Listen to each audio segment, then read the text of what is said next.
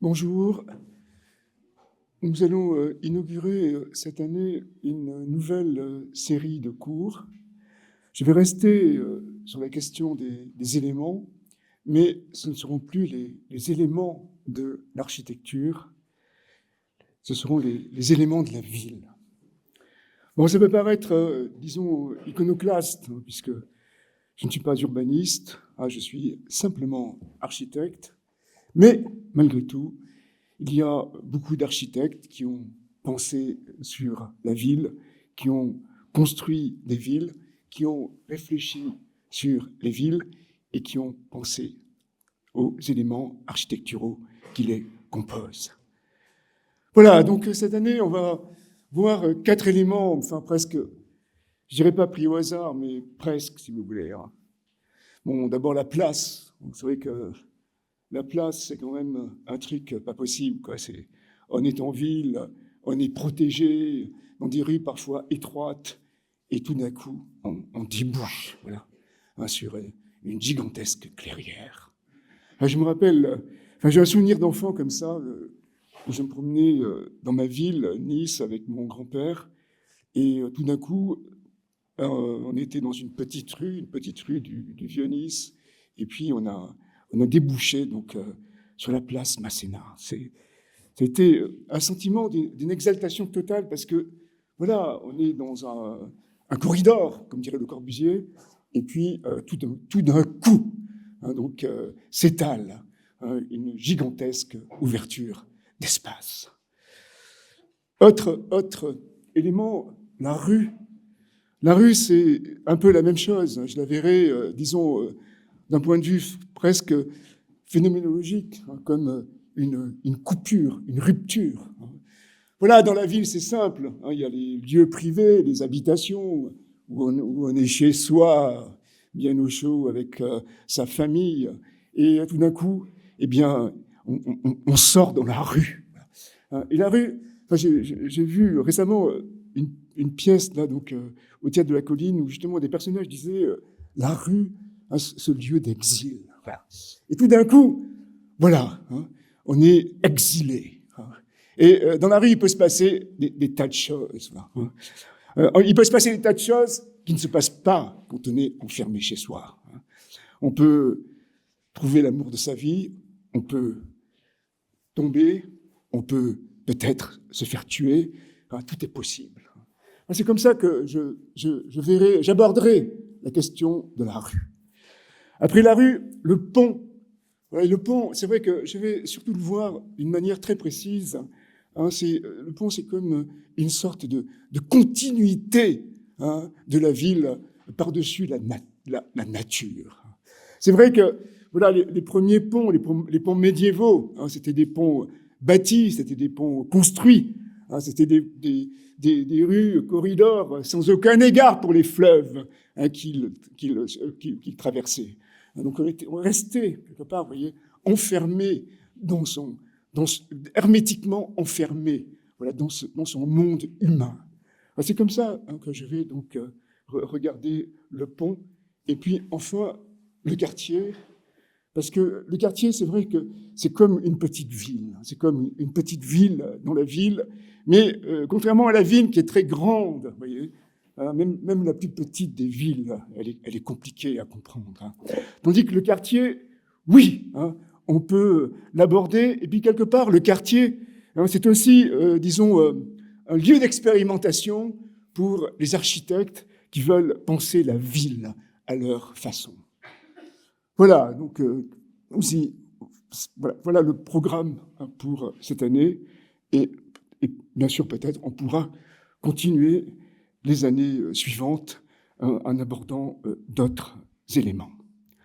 Voilà, je ne vais pas trop m'attarder sur le dessin d'Aldo Rossi qui fait l'affiche, mais je le trouve vraiment... Enfin, je voudrais pas l'analyser, c'est pas la question, mais ce que je trouve assez fou dans ce dessin, si vous voulez, c'est qu'il y a toutes sortes de choses, si vous voulez. Voilà, il y a des relevés topographiques, il y a un plan de ville, il y a les projets d'Aldo Rossi, il y a les projets d'Aldo Rossi en élévation, en plan. Vous voyez, et tout ça, c'est fascinant parce que, justement, on sent que tous ces éléments de l'architecture, il rentre en correspondance. Et ce qui m'a le plus fasciné finalement dans ce dessin, c'est que la façade là du bâtiment, hein, qui est sous le bâtiment ombré, elle renvoie, vous voyez, au plan qui est plus haut. C'est comme un système, hein, d'éléments de l'architecture, de tracés, hein, qui se renvoient à eux-mêmes et qui définissent notre monde, hein, notre monde humain. La place. Alors pour commencer, je vais interroger Giorgio de Chirico, parce que franchement, c'est un type qui connaît la place, qui réfléchit sur la place, pas comme ça, en écrivant, en lisant, je ne sais pas quoi, non, il a vraiment pensé la place avec ses mains, avec son pinceau, avec ses souvenirs d'enfants en Grèce, en Italie, à Turin. Et je trouve que c'est bien, hein, pour un cours sur la place, ne pas commencer par l'histoire de la place, l'agora. D'ailleurs, je suis absolument pas historien et ça m'intéresse pas, mais plutôt par quelqu'un, hein, qui dit des choses extrêmement importantes, hein, sur la place, sans être historien ni même architecte. Voilà, donc l'énigme d'une journée. Hein. Voilà, on est sur une place, hein, et c'est ça qui est assez fascinant, parce que on sent très bien que c'est un lieu qui est clos, parce qu'il y a des façades. Il y a une façade sombre à droite, une façade claire avec des arcades à gauche, et puis il y a juste un personnage central et qui est debout, et ce personnage central, c'est une statue. Et ça, je trouve ça déjà hyper intéressant, parce que voilà, il y a une relation presque étroite, vous voyez, entre la place et la statue. Voilà, parce que l'architecture, quelque part, elle vous transforme en statue. Voilà. Et là, je trouve que c'est très, très bien dit. Voilà, la place, hein, c'est comme une matrice. Hein. Tu es là, hein, tu as un corps, tu ne sais même pas te tenir droit, quoi. Hein, et tu arrives sur une place de Turin, une place turinoise. On ne les verra pas aujourd'hui. Et tout d'un coup, voilà, hein, tu peux postuler, hein, à être une statue. Tout d'un coup, tu as une stature. C'est ça, la place. Et ensuite, ce qui est fascinant, c'est que la place, elle est fermée d'un côté, et après, elle s'ouvre de l'autre. Et elle s'ouvre, voilà, sur des choses, voilà, qui n'appartiennent plus à la ville. Voyez. Ah, parce qu'il y a un train. Bon, en général, les gares, c'est pas au centre-ville. Voyez. Il y a une cheminée d'usine, c'est pareil. Tout ça, c'est des objets périphériques. L'usine, la gare, le rail, le train. Et donc, on est quelque part, on a l'impression, vous voyez, hein, de sortir d'une rue, hein, au cœur de la ville, et puis on débouche sur un grand espace, et dans cet espace, eh bien, on est confronté, hein, à une extériorité, hein, radicale. À l'intérieur, voilà, de l'intimité de la ville, tout d'un coup, voilà, on est confronté à l'extériorité. On se croyait protégé, mais tout d'un coup, on est confronté à l'extériorité. Bon, je suis désolé, c'est vrai, parce que je viens de voir qu'il y avait d'autres images, d'autres tableaux, pardon, que j'aurais pu mettre, qui sont encore plus explicites. Notamment, il y en a un, il s'appelle Mélancolia, ou le songe d'Ariane. Et c'est des places qui sont représentées, mais c'est des places avec des statues. Mais les statues, au lieu d'être assez monumentales et sur des socles, elles sont sur des socles, mais elles sont allongées, quoi, comme sur un lit. Oui. Et donc, ça marque parfaitement, vous voyez, cette ambiguïté de la place. C'est à la fois un boudoir, vous voyez, où les statues sont langoureusement couchées, et puis c'est aussi donc quelque chose qui est totalement ouvert sur l'extérieur. Voilà, c'est comme le souvenir dont je vous ai parlé. Voilà, je suis dans ma ville, hein, dans une ville très dense, avec des rues étroites et beaucoup de gens, et tout d'un coup, j'accède, voilà, à une gigantesque ouverture d'espace, à une gigantesque promesse d'ouverture, la place. Voilà, amener le dehors dans la profondeur du dedans. Alors, la ville, c'est vrai, quand on l'a représentée au Moyen-Âge, C'était, comme le fait Simone Martini. C'est vrai que c'est assez facile finalement parce que, voilà, là on a un paysage. Bon, le paysage, bien sûr, comme je le disais tout à l'heure sur la rue, où là il y a des soldats, il y a des sièges, les gens se battent, il y a des animaux sauvages. Vous voyez, c'est une nature qui est vue comme hostile. Et puis, donc, il y a d'autres espaces qui sont des espaces protégés, qui sont ceints de murailles et de tours. Et c'est là, donc, l'habitation des hommes, l'habitation humaine, dans ces cocons. Donc, voilà, à l'abri du danger, à l'abri des voleurs, des bandits, des bêtes sauvages. Ils sont enfermés dans ces murs. Autre image, c'est une, une, une ville qui existe. Je l'ai visitée, mais je n'ai pas amené mes photos, mais Palmanova de Scamozzi, c'est une place forte qui est en Vénétie. Et donc on voit, pareil, ce n'est pas des murs médiévaux, c'est des murs qui savent affronter les boulets de canon et qui savent se défendre de la même façon. Et c'est des murs, sur le plan, ce qui est assez fascinant, voilà, mais c'est qu'on voit au centre, donc une grande ouverture d'espace, une place.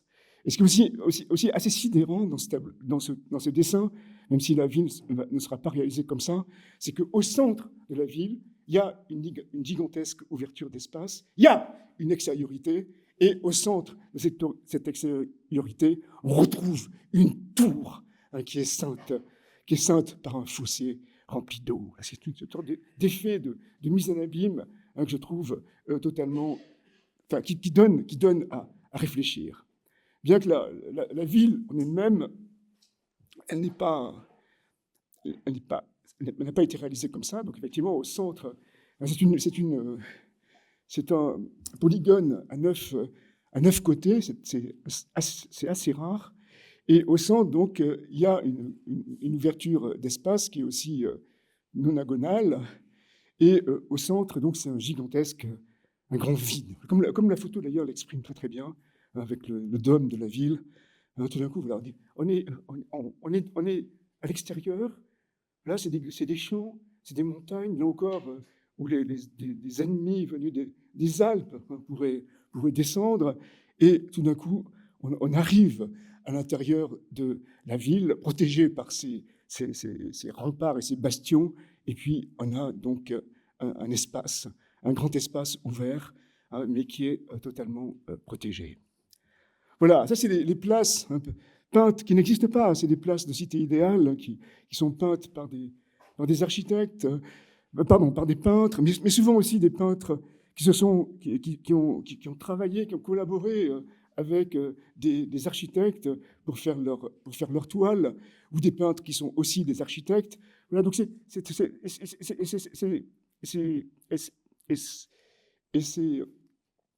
peintures, elles sont totalement fascinantes parce que, quelque part, vous voyez, elles montrent les éléments de la place que l'on va retrouver pratiquement dans toutes les places, ou presque toutes les places dont je vais parler aujourd'hui. D'abord, vous voyez, il y a des bâtiments, voilà, qui entourent donc un vide. Et ensuite, ce vide, vous voyez, le sol est creusé, vous voyez. Il y a des emmarchements pour bien définir la place. D'ailleurs, la place, là, on ne sait pas trop quelle forme elle a. On a l'impression qu'elle est cruciforme, mais je ne pense pas que ce soit le cas. Et en tout cas, au centre, donc, il y a un carré. Le carré, il est défini par 4 colonnes. Et au centre de ce carré, donc, il y a une fontaine. Et puis, plus loin, vous voyez, on voit un arc de triomphe, une porte. Et à travers l'arc de triomphe, on voit quelque chose qui peut s'apparenter à la porte de la ville. Alors, vous voyez, il y a ces éléments qui permettent de comprendre qu'il y a la porte de la ville qui assure l'interface entre l'extérieur et la ville. Et puis après, il y a une porte, disons, un arc de triomphe, une porte sublimée, qui, elle, donc, marque la limite de la place et du reste de la ville. Voilà, autre exemple, voilà, ça c'est une place toute en longueur. Hein, ça c'est donc, tout ça, c'est des attributions, on ne sait même pas qui a fait ça. Est-ce que c'est Francesco Di Giorgio? C'est sûrement plusieurs personnes qui ont collaboré dans la cour de Montefeltro à Urbino qui ont établi, vous voyez, ces dessins qui sont complètement délirants. Et là, ce qui est fascinant, c'est que voilà, la place, cette fois-ci, elle est rectangulaire, elle est très très longue, et puis elle débouche, non pas sur une gare, hein, ou une voie ferrée et une cheminée d'usine, comme dans le tableau de Chirico que j'ai commenté au début, mais sur une sorte de port, voilà, avec des bateaux et la mer. Mais il y a toujours cette idée, voilà, de faire rentrer, hein, l'extériorité dans l'intimité de la ville. Bon, autre exemple encore, des bâtiments avec des colonnades, avec des arcades, hein, pour protéger les passants de la pluie. Et puis surtout, ces arcades, elles permettent, si vous voulez, d'assurer une interface, vous voyez, entre la place, qui est complètement publique, et puis le palais, hein, qui est complètement privé. C'est un entre-deux, voilà, hein, c'est un seuil. Hein. Voilà, ça aussi, c'est quelque chose qu'on va retrouver souvent dans les exemples que je vais vous montrer. Bon, là, on est en Espagne, on est à San Sebastián, ça c'est Sebastián, et c'est la place de la Constitution. D'ailleurs, je l'ai prise parce que c'est vrai qu'il y avait comme une sorte de correspondance graphique, vous voyez, entre la vue de la cité idéale attribuée à Luciano Lorana et puis cette place. C'est une place qui est presque rectangulaire, presque carrée. Donc, vous voyez, c'est ça qui est aussi intéressant, c'est qu'aujourd'hui, quand on pense place, c'est vrai qu'on pense pratiquement à des carrefours. Vous voyez, on pense toujours l'articulation des voies à la place. Alors que la place, c'est pas ça. C'est vraiment un vide, hein, qui n'est pas du tout articulé. C'est comme une chambre. Voilà. Comme j'ai fait voir tout à l'heure dans les premières images là, de cités fortifiées, vous voyez, il faut comprendre peut-être la ville comme une maison. D'ailleurs, c'est une phrase qu'on retrouve très souvent, hein, chez les théoriciens de la Renaissance, que ce soit Alberti, Palladio ou je ne sais pas qui qui écrivent que la maison est une petite ville et la ville une grande maison. Et si la ville est une maison, c'est sûr que sa place, c'est son salon. Voilà, comme je disais tout à l'heure, tout est fermé, les rues là, viennent latéralement et sont, disons, pondérées. L'entrée de la rue, elle est pondérée par une arche, et après, il y a les arcades, hein, qui permettent d'assurer la liaison entre les habitations privées et l'ouverture publique. Voilà, bon, on voit, enfin, c'est San Sebastián, et on voit là, sur la vue aérienne, là, donc, la place au centre, la place carrée au centre. On voit, vous voyez, les limites de la ville, le port, le fleuve, le parc là, qui est posé sur un promontoire. Et puis, on voit au centre, vous voyez, le réseau, donc très étroit, des voies et la place, hein, cette grande ouverture d'espace. Voilà, on y entre par une arche et on débouche, hein, donc, sur cette place fermée. Et aussi, ce qui est intéressant dans cette place, très particulièrement, c'est que les balcons sont numérotés. Et en fait, ces balcons, ils sont numérotés parce que dans cette place pouvaient avoir lieu des corridas. Et donc, les gens qui habitaient là, les propriétaires qui habitaient là, ils étaient obligés par la municipalité, enfin, à louer ou à se louer à eux-mêmes leur balcon, hein, pour assister aux corridas. Je trouve ça assez fascinant parce que c'est vrai que voilà, j'avais fait un cours sur le balcon, mais je n'avais pas vu cette dimension-là. Hein, voilà, comme l'arcade, quelque part, vous voyez, bon, l'arcade, elle est en bas du meuble, mais elle est publique, tout le monde peut y passer.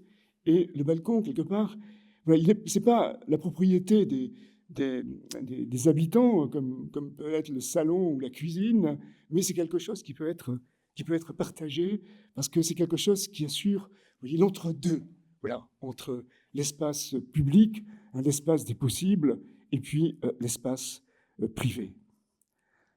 Voilà, autre place espagnole, c'est vrai, je la trouve, elle est démente, parce qu'elle est très grande, quoi. C'est la Plaza Mayor de Madrid, et puis c'est vrai qu'elle est complètement fermée.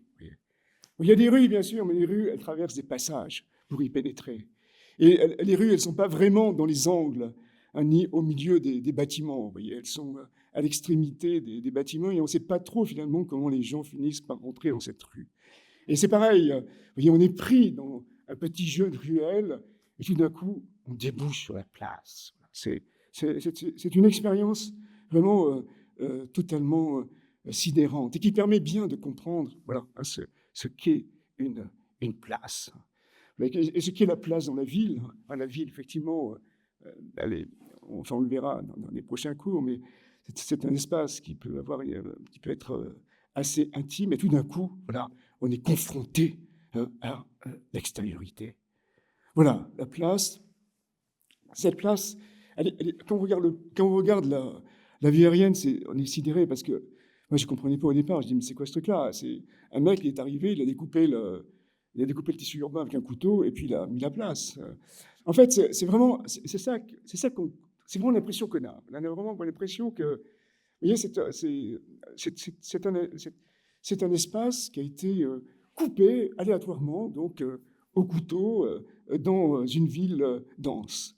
Bon, bien sûr, ce n'est pas le cas, puisque à l'origine, c'était un terrain qui était hors la ville. Vous voyez, en haut, à droite, là, la place hémicirculaire, c'est la Porta del Sol, c'est la porte sud de la ville arabe, de l'ancienne ville, donc de l'ancienne Madrid. Et ce terrain, donc c'était un terrain comme ça, donc de marché, comme très souvent à la limite des villes. Et puis tout d'un coup, là, les faubourgs se sont construits. Et effectivement, c'est devenu petit à petit une place. Elle s'est reconstruite plusieurs fois, donc sur elle-même. Voilà, bien sûr, des corridas, c'est ça qui est aussi, voilà, on échappe, voilà, on échappe voilà, à l'extérieur, on échappe aux bêtes sauvages, on échappe aux soldats désœuvrés, on rentre dans la ville, et tout d'un coup, on est confronté. Voilà, donc, pas tout à fait, enfin, on est confronté aussi, d'une certaine façon, à la violence, la violence de la corrida. Autre pays, autre place, mais quelque part, voilà, je ne sais pas si tous les pays ont des places, mais en tout cas, il y a beaucoup de pays qui en ont, puisque là, c'est en Iran, hein, c'est à Ispahan, hein, c'est la grande place d'Ispahan, dont le nom signifie place du portrait du monde. Place, c'est aussi pareil. Qu'est-ce que ça veut dire? En quoi ça peut aider quelqu'un qui réfléchit sur la place, de savoir qu'il y a une place qui s'appelle place du portrait du monde? Voilà, là aussi, on avance quelque part, parce qu'on voit que voilà, la place, peut-être, voilà, c'est quelque chose qui c'est un lieu là, où on peut avoir un rapport privilégié, donc, avec le monde. Bon, cette place-là, c'est vrai qu'elle était fascinante quand elle était comme ça. Hein, donc on voit, au fond, c'est la mosquée du Shah. À gauche, pardon, c'est la mosquée des femmes. À droite, c'est le palais Ali Kapou, le palais donc, du roi. Et après, derrière nous, c'est le bazar. Voilà, hein. Et donc, cette place, voilà, à l'origine, c'était un lieu comme ça, hein, un lieu où il se passait des tas de choses, un lieu des possibles. Voilà, par exemple, je ne sais pas trop ce qui se passe là. C'est des gens qui se protègent du soleil, avec des tentes. Ou là, vous voyez, donc c'est des gens qui jouent au polo, parce qu'effectivement, donc cette place, hein, c'était aussi donc un terrain de polo. Voilà, ce qui est fascinant aussi dans la place, bien sûr, il y a des tas de... Quand on cherche un peu, voilà, il y a toujours... Enfin, la place... Enfin, aujourd'hui, ça peut paraître bizarre parce qu'il y a de moins en moins de cérémonies sur les places. Il n'y en a pratiquement plus. Bon, il y a peut-être le défilé du 14 juillet, il y a le carnaval dans certaines villes, mais ça n'existe plus. Tandis que les matchs, les corridas, maintenant, elles ont lieu dans des arènes. Le polo, c'est la même chose, dans des espaces dédiés. Le carnaval à Rio, par exemple, il est dans le Sambadrome. Donc, vous voyez, il y a toutes les villes, toutes les places, elles tendent peut-être aujourd'hui, voilà, à perdre. Vous voyez, donc tous ces rituels, hein, à travers lesquels, justement, eh bien, on arrivait dans la place et puis on se sentait membre, hein, d'une communauté. Hein. La communauté, voilà, des gens qui sont émus par la corrida. Une chose en Espagne qui remonte à l'Antiquité romaine, où des gens qui jouent au polo. Voilà, j'aime bien cette image-là, parce que j'ai cherché d'autres images de la place d'Ispahan, mais en fait, j'ai surtout pas pris des vues Google, parce qu'aujourd'hui, la place, elle est remplie de végétation, et je trouve que c'est une totale aberration, si vous voulez, parce que, en fait, on le voit pas trop sur la gravure non plus, mais cette ville, Ispahan, c'est une ville de jardins. Vous avez des jardins partout, et notamment sur la vue, là, on voit, donc, bien sûr, il est représenté d'une manière, disons, très fantaisiste. Hein. On voit le palais d'Ali Kapou, et puis derrière, il y a un très, très grand jardin. Et c'est vrai que cette place, moi je la trouve, enfin, et justement l'urbanisme de la ville, je trouve totalement exceptionnel parce qu'il joue, vous voyez, parfaitement, hein, sur les contrastes entre l'ombre et la lumière. Vous voyez. On est dans le jardin, là, vous voyez, derrière le palais d'Ali Kapou, et puis on rentre, voilà, dans la place. Et là, on est complètement aveuglé pour la lumière. Et puis après, on va dans la mosquée du Shah. On tourne à droite et on va dans la mosquée du Shah. Et là, on tombe, hein, dans un couloir sans aucun éclairage, totalement sombre, hein, qui fait un coude, parce que la mosquée du Shah, elle est tournée vers la Mecque, alors que le grand rectangle, il suit l'axe nord-sud. Et après, quand on sort du couloir, on est encore plus ébloui par la lumière de la cour de la mosquée où on fait ses ablutions. Et puis enfin, on rentre dans la mosquée et là, on a une lumière complètement apaisée. Ça, c'est une pensée urbaine. Voilà, j'ai mis cette image parce que j'avais dit que la place, c'était figure du monde, et c'est juste un dessin de Madelon Wricentrop avec Ram Koolhaas là, pour la ville du globe captif, où on voit, si vous voulez, voilà, donc un peu comme dans le dessin que je viens de faire voir, vous voyez, une ville qui est composée de blocs, et puis au centre, donc, comme, voilà, peut-être pour illustrer une place rassemblant tous ces immeubles, eh bien, un globe, le monde lui-même, captif.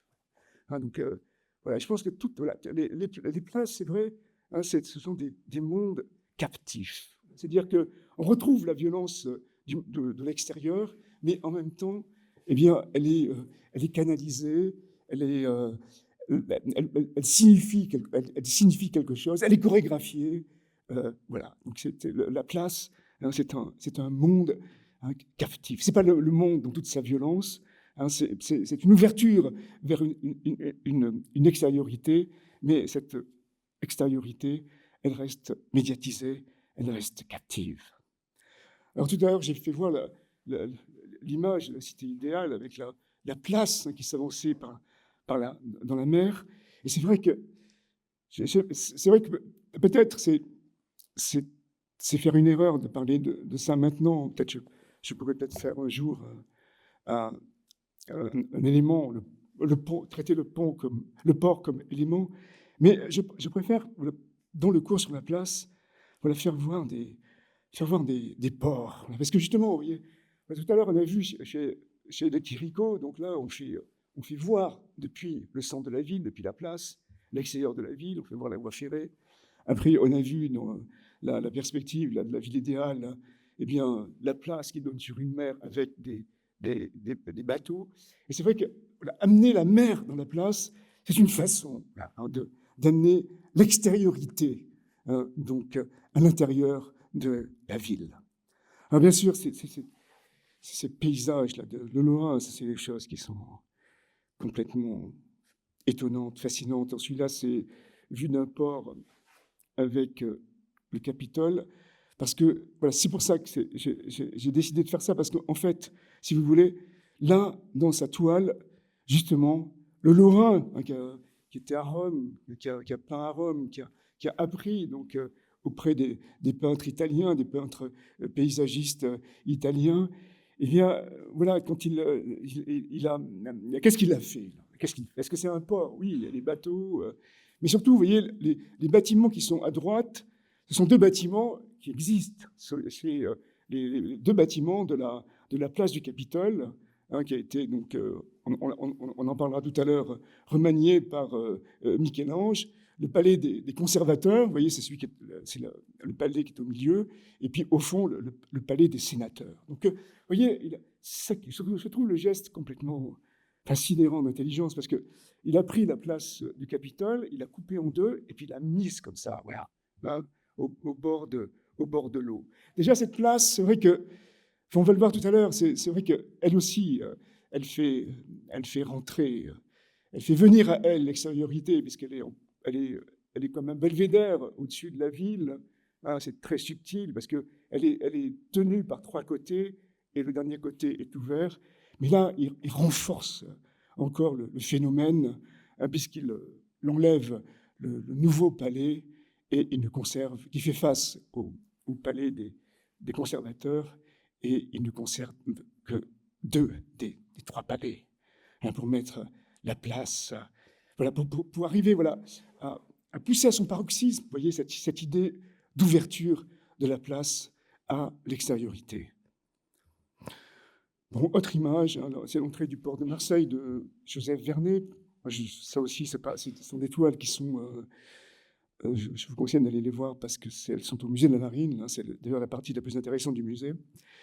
Et là, c'est fou aussi parce que voilà, on a l'impression que voilà, la mer rentre, vous voyez. Puis quelque part, en rentrant dans la ville, elle est quelque part domestiquée là, par le port, qui est comme une place parfaitement rectangulaire, avec des très beaux exemples. Bon, la mairie de Pierre Puget, là, du XVIIe, les bâtiments en face des arsenaux du XVIIIe siècle qui rappellent un petit peu l'architecture de Ledoux, et bien sûr aujourd'hui l'architecture de Pouillon, hein, qui a refait la ville.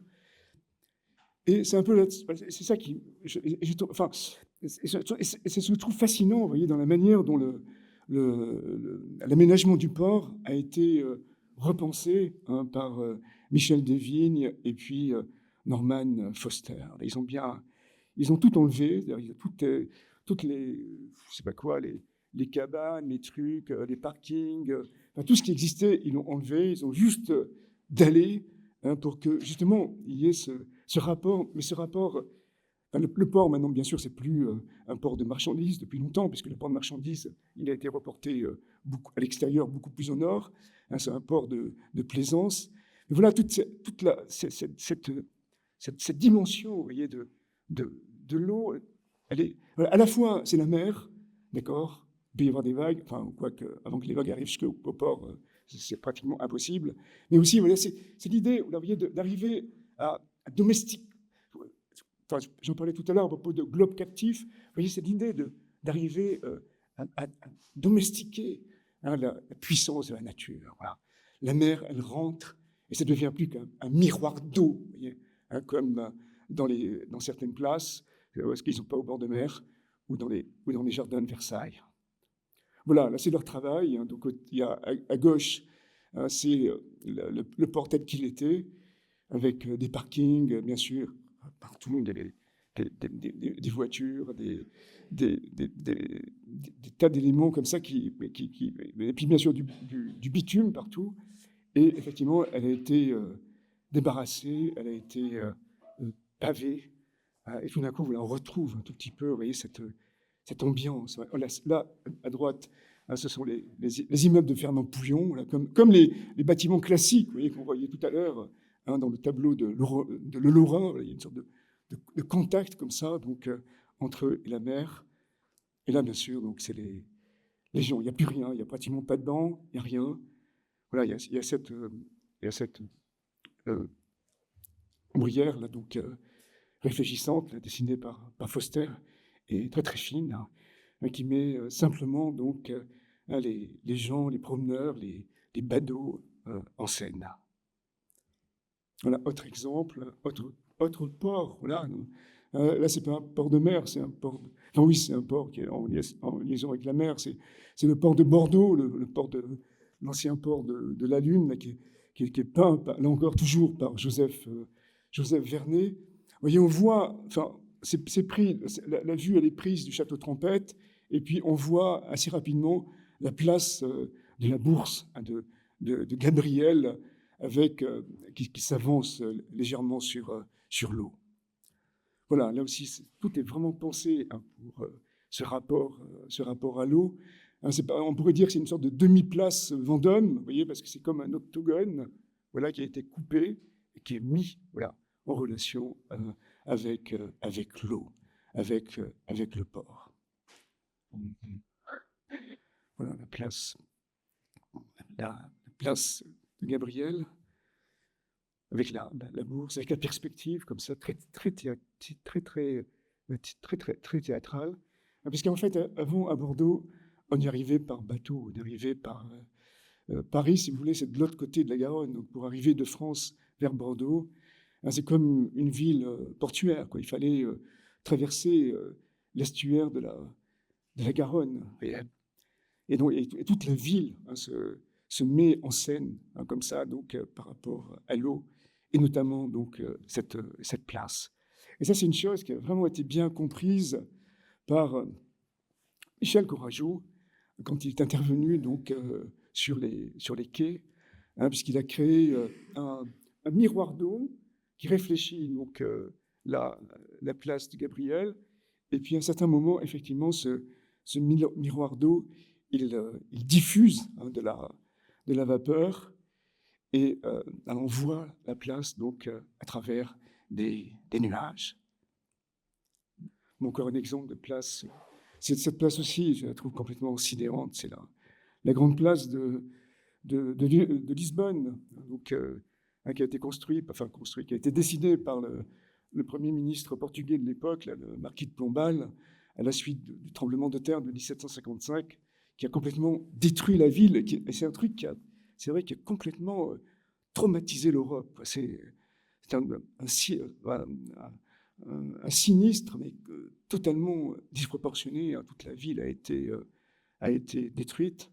Et il a très rapidement reconstruite. Et surtout, ce qu'il a fait, c'est que quand il a reconstruit la place, le Terreiro de Passo, il a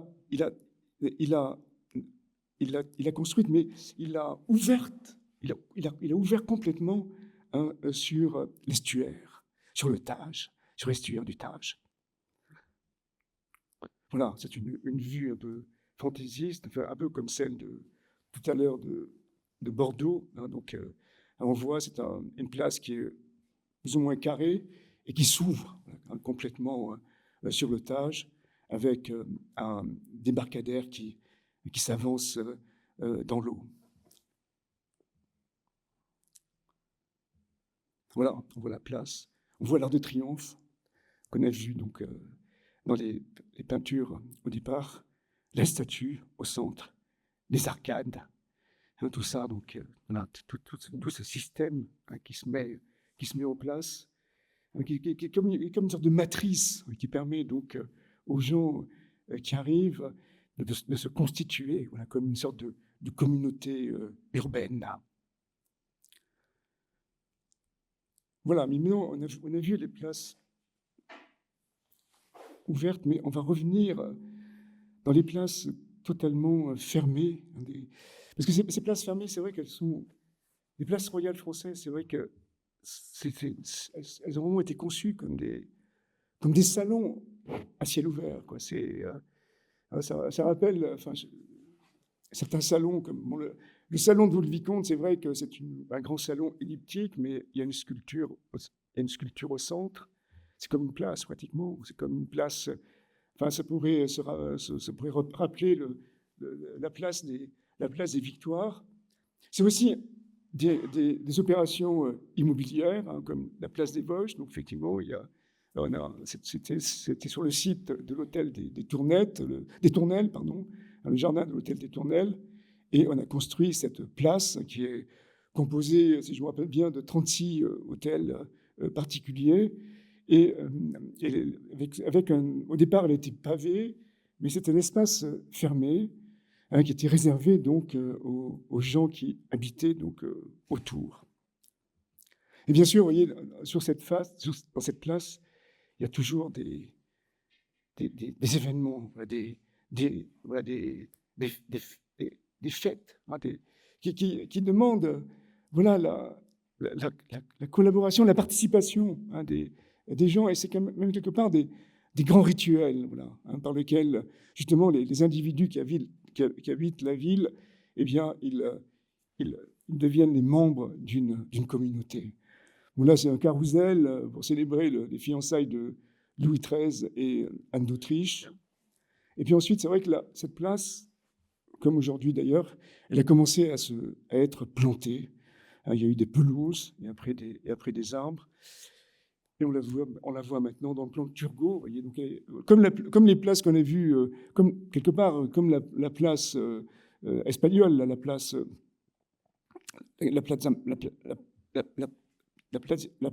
Piazza Mayor de Madrid, elle est comme jetée, vous voyez, un petit peu dans le tissu. Bon, il y a des relations, bien sûr, parce qu'il y a une voie qui permet, en traversant les bâtiments, de desservir la place. Et après, il y a une autre rue, là, je crois que c'est la rue de Bourgogne, hein, qui permet aussi d'y accéder. Mais ça reste un espace fermé. Et là, c'est vrai, je voulais développer, mais je ne l'ai pas fait. Bon, c'est comme les sentiers, la nouvelle de Borges, les sentiers au chemin qui bifurquent. Je voulais parler d'un truc, mais finalement, je ne l'ai pas parlé. C'est le fait que cette place-là, elle a été beaucoup regardée par les Anglais. Et c'est en regardant cette place qu'ils ont développé, voilà, tout le système des squares, vous voyez, à Londres, hein. Donc les squares, très souvent, ce sont des espaces carrés. C'est pas vraiment en communication. Bien sûr, il y a des communications, il y a des voies qui y mènent, mais c'est jamais des carrefours, hein. Et au centre, c'est fermé, hein. Il y a des grilles avec des portails avec des clés.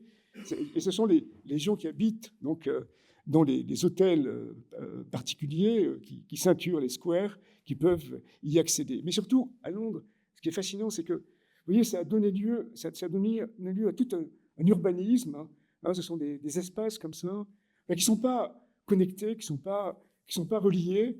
Et ce sont des espaces aussi assez complexes, parce qu'il y a donc au centre le square avec toutes les pièces publiques, donc des logements, des hôtels particuliers qui le regardent, et puis autour du square, donc il y a des écuries, et puis il y a les logements des cochers et des serviteurs qui viennent travailler dans ces bâtiments aristocratiques. Et donc c'est un truc très, très complexe, et ça a donné lieu, voilà, à un urbanisme très, très, très spécifique. Voilà, mais restons à Paris, voilà, à ces places royales, hein, comme la place Dauphine.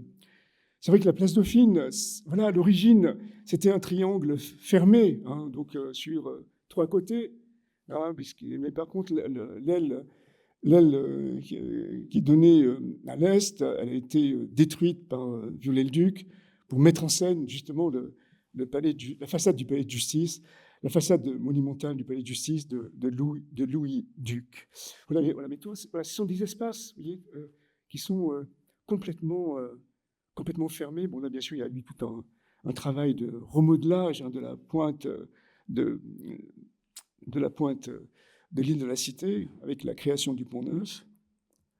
Puis bien sûr, on a toujours des constructions éphémères pour des fêtes très particulières, comme par exemple l'amphithéâtre construit pour l'entrée dans Paris de Louis XIV et de Marie-Thérèse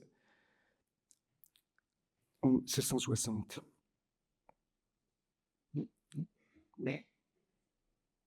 Voilà, la place Vendôme. Bon, la place Vendôme, elle, c'est un octogone. Et ce qui est intéressant, c'est vrai, c'est que la place Vendôme, voilà, pas comme la place des Vosges, par exemple, ni comme la place, ni comme la place Dauphine. En fait, on a d'abord construit la façade, et après, ça a été loti derrière. C'est ça qui est fou, parce que c'est que les façades, ce sont les façades de la place. Ce n'est pas les façades des appartements qui donnent sur la place. Ça, il faut bien le voir. Voilà. La place, c'est ça, elle est considérée comme un salon, voilà, ou plus ou moins ouvert au public, enfin, ouvert au public, mais bon, enfin, d'une certaine façon, plus ou moins ouvert au public. Là, vous voyez, on voit aussi que sur l'image, en fait, la place Vendôme, elle ne continuait pas, bon, l'opéra n'existait pas, mais elle ne continuait pas vers l'opéra, parce qu'elle était fermée par le couvent des Capucins. Vous voyez, donc c'est toujours des espaces fermés. Ah oui. Là, c'est des salons fermés, où on se met en représentation. Enfin, on a vu tout à l'heure, oui, on regarde ici les gens habillés qui se mettent en représentation hein, sur cette place, hein, qui se constitue voilà, hein, comme un corps social. Et quelque part, la place, hein, c'est le moule hein, qui permet de donner forme à ce corps social. Et puis en même temps aussi, la place, voilà, elle engendre voilà, le corps du roi, qui est quelque part une représentation, lui aussi, hein, de ce corps social. C'est une machine, une matrice. Bon, une peinture avec la colonne Vendôme qui a été rajoutée bien après. C'est vrai que ça peut paraître bizarre. Voilà. Quand ensuite la rue là, a été ouverte, quand le couvent des Capucins a été détruit. Et c'est vrai qu'il faut bien voir que ça, c'est un plan de Patte hein, du XVIIIe siècle.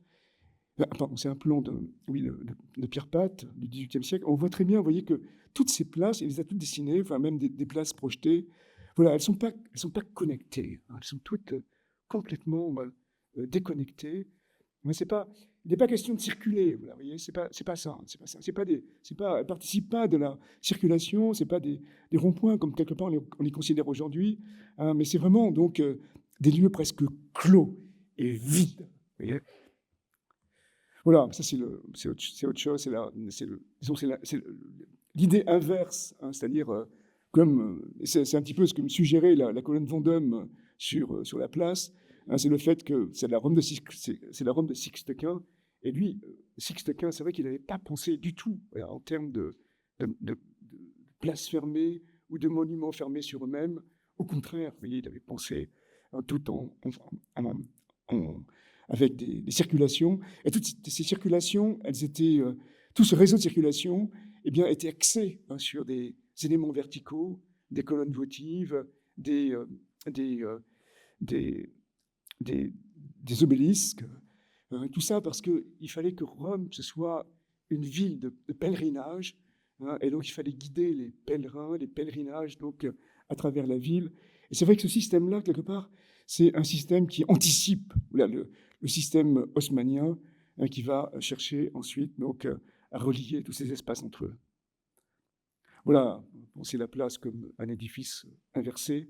Hein, c'est un petit peu bon, ce que j'ai essayé de dire jusqu'à présent. C'est-à-dire effectivement la place Vendôme, c'est comme un édifice inversé. Ah, c'est évident, puisque hein, la façade, eh bien, elle détermine un espace fermé. C'est pas un volume. C'est pas, voilà, la place Vendôme, elle détermine un vide hein, fermé, mais ce n'est pas un volume. C'est l'inverse d'un volume. Quoi. Voilà, comme si on retournait un octogone hein, pour avoir une place. Et là, donc c'est une place, un square, oui, à bas, c'est pas un square, c'est un circus, parce que le square c'est carré. Enfin, c'est le même principe. C'est le circus de John Wood, l'ancien, à Basse. Et en fait, il a pris le Colisée romain et puis l'a retourné comme un gant. Et en fait, voilà, il y a toute la façade du bâtiment, elle est à l'intérieur du cylindre. Et puis ensuite, à l'extérieur, c'est plus rien, vous voyez, parce que ce sont les pièces annexes, c'est les cuisines, ce sont les choses comme ça qui prolifèrent. Donc, voilà, tout est fait pour arriver à concevoir donc la ville comme une série d'espaces publics, des créchantes, des circus, hein, en retournant complètement les bâtiments et en ne les considérant pas comme des volumes, mais comme des concavités. Voilà, disposer les... Donc pour revenir aussi à cette idée de, de salon, vous voyez, donc je voudrais parler maintenant du système des places à Nancy, parce que c'est vrai que ce sont des places, vous voyez, qui sont articulées les unes aux autres, un peu comme les enfilades, hein, dans les palais ou dans les hôtels particuliers. Là, par exemple, c'est la place des Carrières, ça c'est la première place, elle existait depuis l'époque médiévale, c'est une place de tournoi. Et ça, c'est le plan de Nancy au début du XVIIe siècle. Et vous voyez, vous avez deux villes complètement autonomes, pratiquement.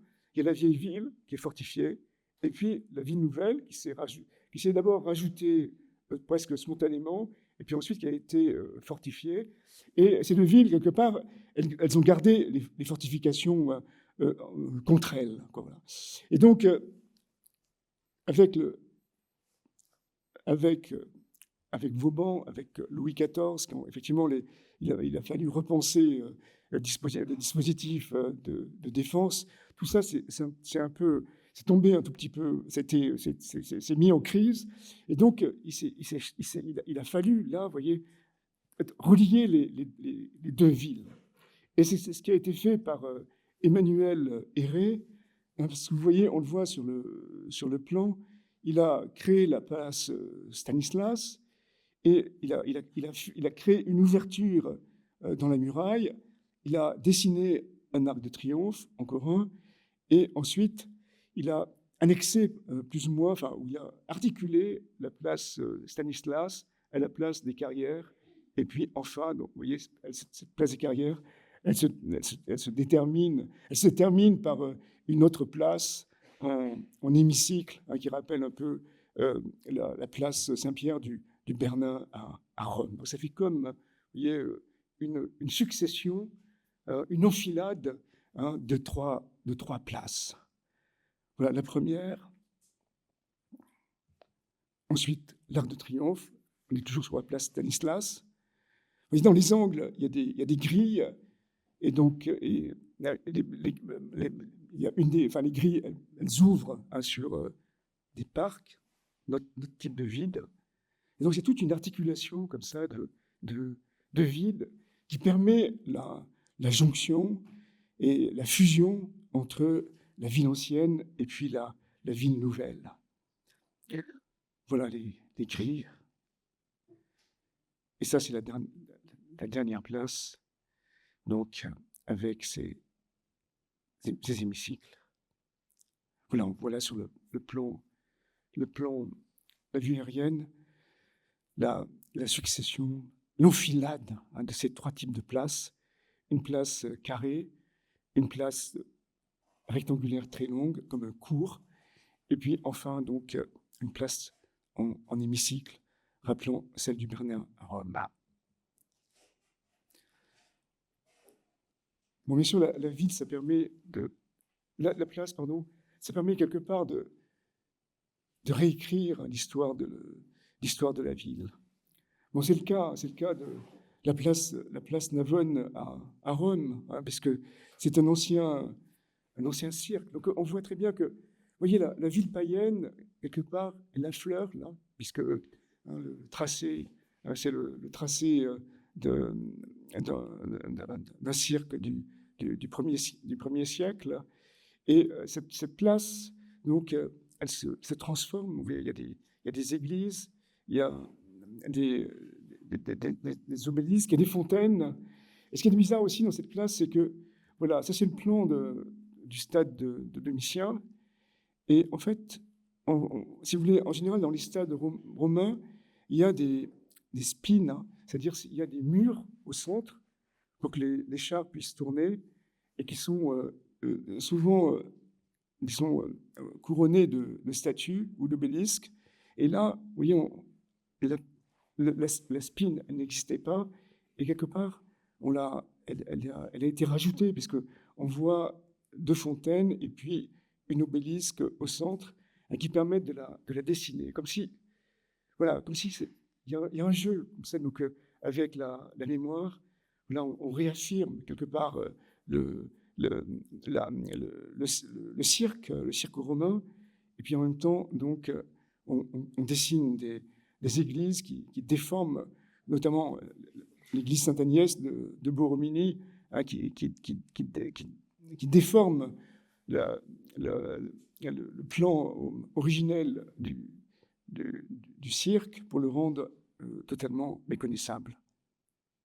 Bon, puis bien sûr, la place du Capitole de Michel-Ange, c'était l'état originel, hein, dont derrière il y a le Campo Vaticino, et ça c'est le palais des sénateurs, à droite le palais des conservateurs, et voilà, il a créé un nouveau palais, créé un grand escalier, et surtout, ce qui est fascinant, je trouve, au niveau architectural, c'est que cette place, elle est en belvédère, elle est surélevée, et en même temps, vous voyez, elle n'est pas comme les places ouvertes sur les fleuves, comme par exemple la place de Lisbonne, le Terreiro do Passo, qui est droit, où les ailes sont droites. Là, au contraire, les ailes, elles sont trapézoïdales, ce qui fait que voilà, il y a tout un travail sur l'espace. C'est-à-dire que à la fois c'est ouvert, mais l'espace, il est quand même retenu. Vous voyez, c'est vrai qu'on a un sentiment vraiment étrange quand on est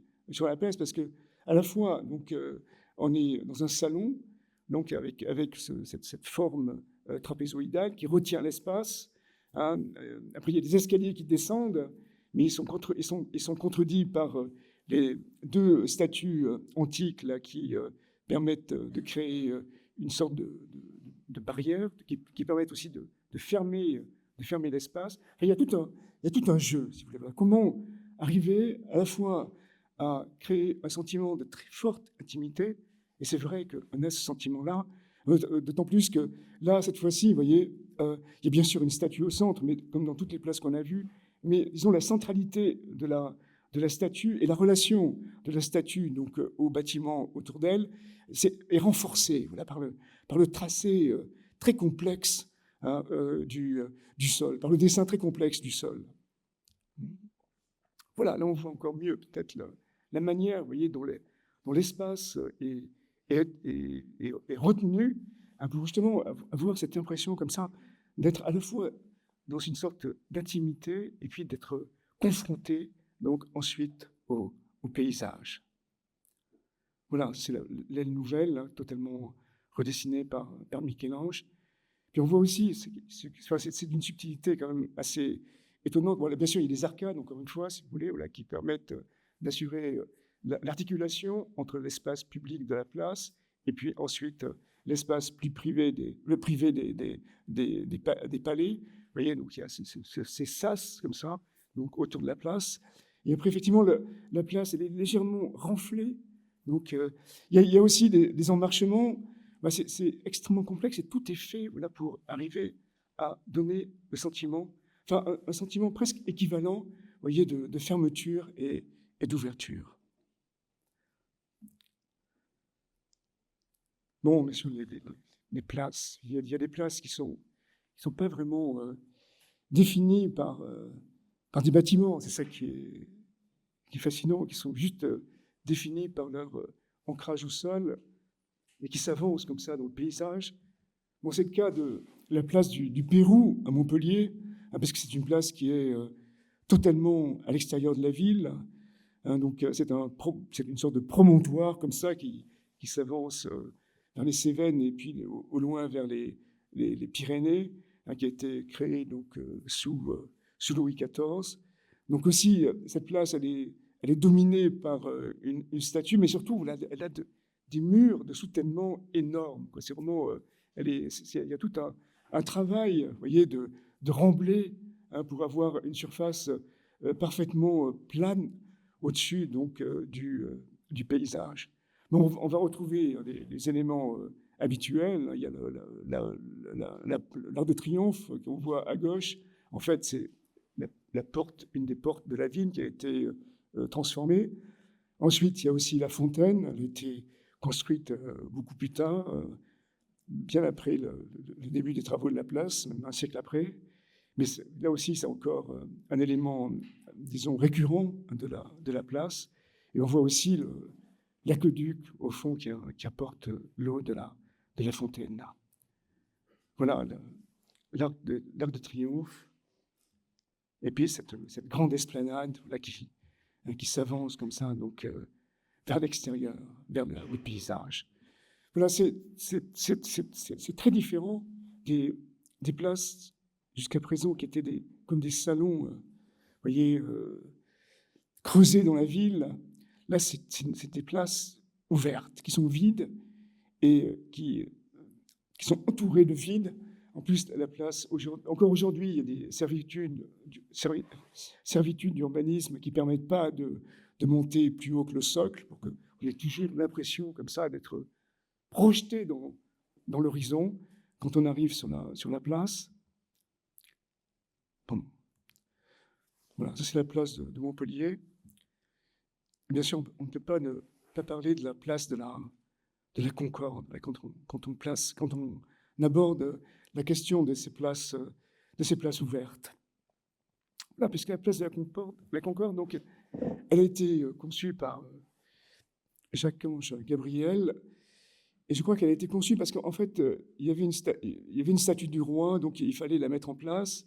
Là, vous voyez, sur le plan de Turgot, on ne voit pas encore la place de la Concorde, on voit la place Vendôme. Et on voit d'ailleurs le couvent des Capucins dont je parlais tout à l'heure, qui fermait la perspective. On voit la place Vendôme qui est complètement fermée, avec ces façades qui ont été construites avant les bâtiments derrière. Et là, donc, c'était un site assez complexe qu'il a fallu. Enfin, c'est intéressant parce que c'est pas du tout une place ex nihilo, un peu comme la place du Capitole d'ailleurs, hein, parce qu'il a fallu donc travailler sur l'existant. Et c'était donc au bout du jardin des Tuileries.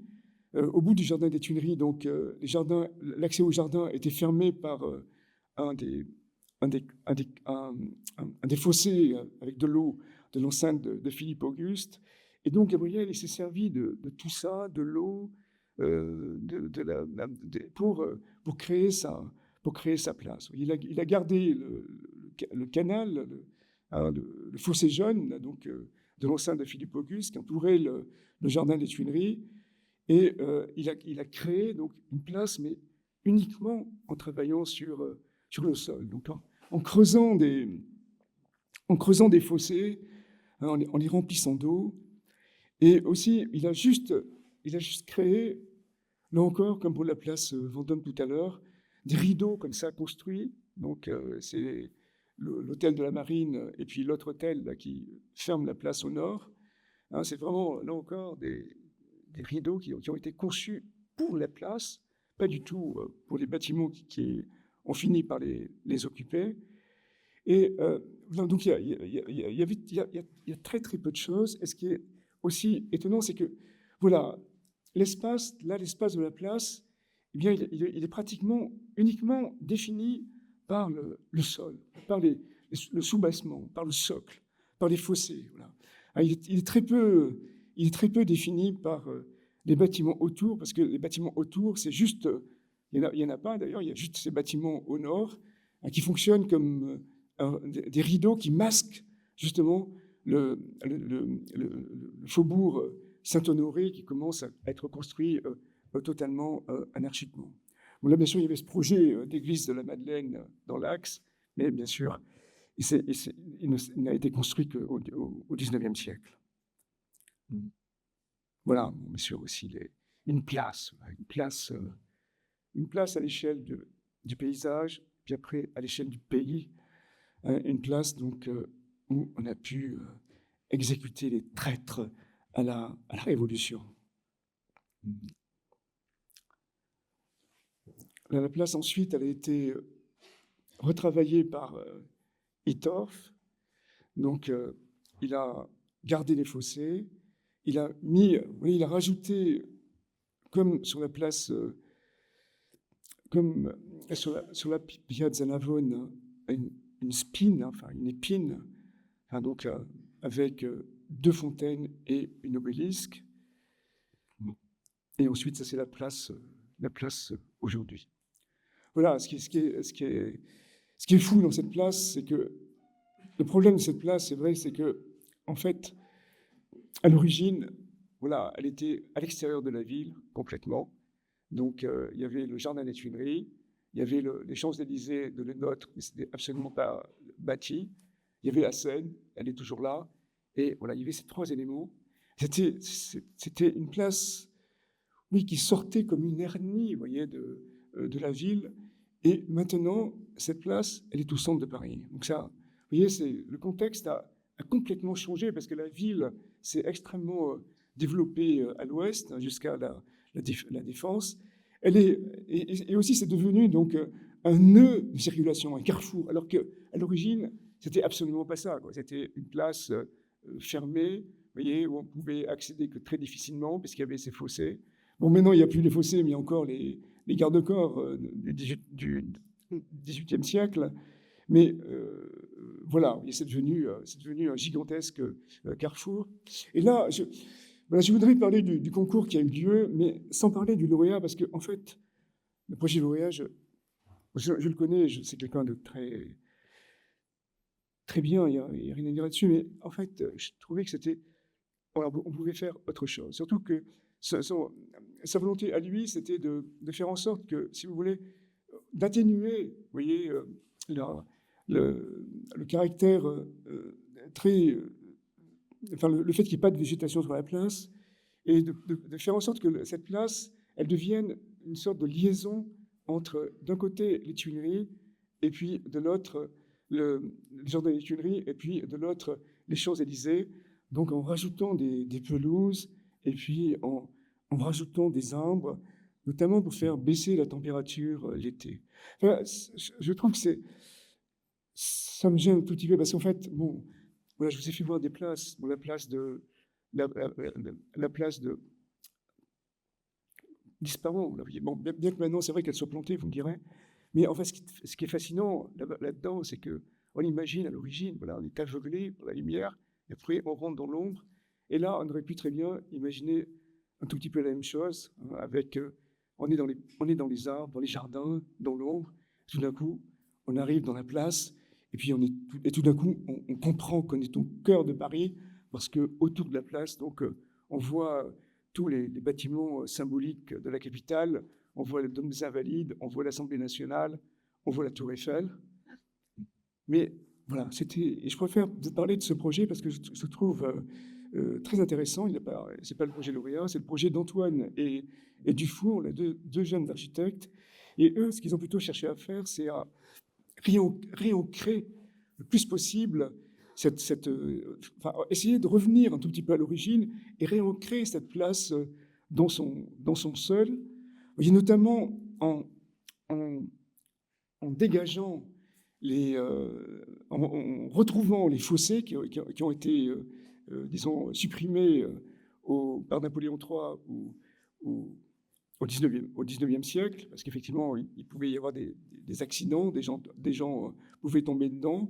Et ensuite, ils ont été supprimés, mais ensuite, donc, le sous-sol, bon, à la fois, la ville en dessus, elle a complètement changé, puisqu'elle s'est tendue à l'ouest, mais en dessous, donc, elle a aussi complètement changé, puisque sous la place, on a mis des lignes de métro, on a mis des égouts, et donc, on ne peut plus maintenant retrouver exactement, vous voyez, les fossés originels, mais ils se sont ingéniés, donc, vous voyez, en analysant les sous-sols, à essayer par endroits, vous voyez, de les retrouver, et justement, peut-être pour essayer d'ancrer, vous voyez, cette place dans le sol.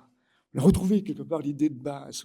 Hein, je ne fais pas une place en mettant des façades autour, non. J'ai fait une place juste en définissant un sol, comme un socle, hein, sur lequel tous les gens seront des statues, un socle pour la porter. Voilà, donc ça on voit dans l'image de gauche, vous voyez le travail sur les fossés, là où c'est possible, là où il n'y a pas de ligne de métro ni rien, essayer de retrouver quelque chose de cet ordre-là. Voilà, bon, bien sûr, la place, on l'a déjà vu, bien sûr, mais c'est l'idée d'anticiper les possibles. Bon, c'est vrai que je montre souvent dans les cours cette image de super studio, déplacement d'un point A à un point B. Mais voilà, et surtout dans ce dessin, on voit aussi une chose, c'est-à-dire qu'on verra toujours dans les cours, c'est-à-dire que là, on a l'impression que la place, la place devient ville. Vous voyez, voilà, on imagine, c'est un projet utopique, bien sûr, mais on imagine effectivement un grand espace d'aller, peut-être même connecté, et puis on n'a plus qu'à marcher dessus, à se promener comme des nomades. Et en plus, sur cet espace horizontal, plat, eh bien, tout est possible, tout peut être génial. Regarde. Et quelque part, ça pousse à son paroxysme un tout petit peu ce que je disais tout à l'heure. On est chez soi, rien n'arrive, c'est clair. On s'enferme, comme les animaux de Kafka là, dans leur terrier, vous voyez. Il ne se passe rien. Voilà.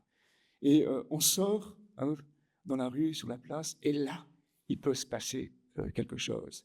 Et là, vous voyez, c'est d'arriver à définir un espace où tout ce qui est probable, même improbable, tout ce qui est possible, même improbable, puisse advenir. Et ça, c'est vrai, je trouve que j'ai souvent parlé de ce projet, mais je trouve que c'est ce qui a été parfaitement compris par les architectes de TVK quand ils ont réaménagé la place de la République, parce que la place de la République, c'est une place qui est construite sur des fortifications, donc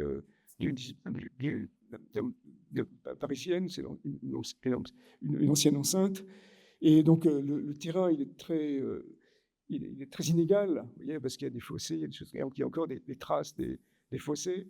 Et donc, eux, ce qu'ils ont voulu faire d'emblée, et en plus, après, cette place, elle a été aménagée en carrefour avec la place de la République au centre et les voitures qui tournaient autour.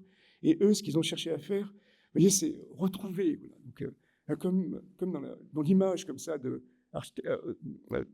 Super Studio, vous voyez, l'idée d'une grande planéité, voilà, d'une ouverture à tous les possibles. Et donc, bien sûr, il fallait mettre des arbres, ils existaient. Donc, mais avant les arbres, ils étaient entourés de barrières, et puis ils poussaient dans des pelouses. Et là, vous voyez, les arbres, eh bien, ils sont juste posés, plus ou moins aléatoirement, sur l'espace carroyé, l'espace pavé. On voit l'isométrie de la place. Ouais, il y a tout un travail d'altimétrie. Voilà, ils ont bien cherché à faire une grande partie la plus plate possible. Après, bien sûr, il y a des pentes qui permettent de raccorder les différences de niveau, mais qui est due à la topographie du terrain, parce que c'est une ancienne fortification. En tout cas, avoir le plus d'espace plan possible, de ne pas avoir de rebord, de ne pas avoir de banc, de ne pas avoir de barrière. Voilà, ça c'est le raccordement à la partie basse des fossés. Et puis même pour les plans d'eau, vous voyez, ne pas avoir de rebord. Voilà, vous voyez. Le plan d'eau, c'est juste un film d'eau qui peut apparaître quand il fait chaud et qui disparaît quand il fait froid. Voilà, puis aussi c'est vrai cette place, c'est vrai que il y a eu cet événement là, ça fait 10 ans maintenant, oui, Nuit debout. C'est vrai que quelqu'un m'avait dit cet événement, il n'aurait pas pu avoir lieu sans la place. C'est vrai que et c'est assez juste, c'est sûr, parce que les gens sont restés là des journées, des nuits entières, là, donc à parler, à discuter, à faire des tas d'interventions et jusqu'à enlever les dalles pour planter des salades. Bah, on sentait que tout était possible. Voilà, donc l'image encore de Super Studio, hein, donc les actes fondamentaux où on voit une petite fille sur un grand espace comme celui de Super Studio, carroyé à l'infini, enfin, qui crée, qui retrouve donc le somme naturel. Voilà, pour terminer, c'est vrai que c'est juste. Enfin, je me suis interrogé de savoir c'est quoi la place aujourd'hui, c'est quoi l'espace public aujourd'hui. Et c'est vrai que quand on regarde par exemple la publicité de la mairie de Paris, ils vont pas faire la publicité pour. Enfin, ils vont pas parler de la place des Victoires, ils vont pas parler de la place Dauphine, ils vont pas parler de la place des Vosges, ni de d'autres places. En fait, ce qui est intéressant, c'est les plages. Bon, à Paris, on n'est pas au bord de mer, mais l'idée, c'est d'avoir une plage. Voilà. Et c'est vrai que la plage, voilà, aujourd'hui, c'est une photo que j'ai prise à Rio de Janeiro, et c'est vrai que c'est quand même sidérant, parce qu'on a vu, on a vu tout à l'heure les gravures du XVIIe siècle au XVIIIe siècle, des places royales françaises, où c'est des gens qui sont en représentation, vous voyez, et quelque part, qui jouent, qui jouent, qui s'adonnent, vous voyez, à des, à des, à des actes qui sont extrêmement ritualisés. Vous voyez. Tout est construit, la manière de s'approcher, de se dire bonjour, de se parler. Et là, tout d'un coup, ce sont des corps comme ça qui sont jetés, pas les uns contre les autres, mais et surtout qui s'affirment presque, qui sont pratiquement dénudés, et qui s'affirment dans leur plus secrète intimité. Et c'est vrai qu'on peut se poser la question de savoir si justement la plage, c'est pas justement l'espace public, voilà, vous voyez, qui correspond le mieux, voilà, à l'homme, enfin, aux êtres humains aujourd'hui, voilà, qui s'affirment comme ça dans leur intimité, même en public. Voilà, il n'y a pas ce sentiment, voilà, très, très fort d'être en représentation. Il n'y a pas ce sentiment de vouloir jouer le jeu social. Et donc, voilà, c'est un peu la question que je me pose. Et c'est vrai que je voulais faire voir des photos de Paris-Plage, mais je n'ai pas trouvé, en tout cas, c'est pas tellement intéressante. Donc, je préfère terminer par les photos d'Archigram, vous voyez, donc Instant City, voilà, qui imagine, justement, vous voyez, donc une ville, voilà, qui serait donc comme une sorte de gigantesque plage, voilà, vous voyez, hein, où les gens seraient en maillot de bain, et surtout donc, on voit aussi un truc assez fou, c'est que voilà, on retourne à un certain nomadisme. Il n'y a plus rien vraiment au sol, puisque finalement les réseaux, l'énergie, l'eau, c'est pas amené par le sol, mais c'est amené par le ciel. C'est par ces dirigeables hein, qui permettent donc aux gens de faire la fête, d'avoir de la musique en permanence. Enfin, c'est des projets utopiques, ou le projet de Peter Cook. Voilà, vous voyez, une ouverture totale, radicale à l'extériorité. Merci.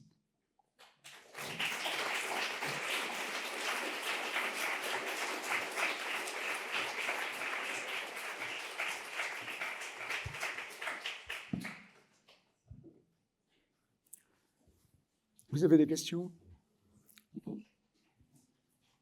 Voilà. Bonjour, merci beaucoup pour cette conférence, c'était très intéressant. J'avais une question par rapport à ce que vous avez dit sur la construction de la place Vendôme. Donc vous disiez que c'était d'abord les façades.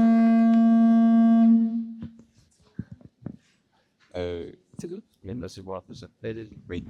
Que c'était d'abord les façades qui ont été construites avant le bâtiment. Et donc, je voulais savoir comment cette construction s'était faite, comment est-ce que donc, les façades tenaient sans le bâtiment même derrière. Enfin, j'ai pas très bien compris. Ouais, c'est pas très compliqué, parce que les façades sont porteuses, donc elles se portent elles-mêmes.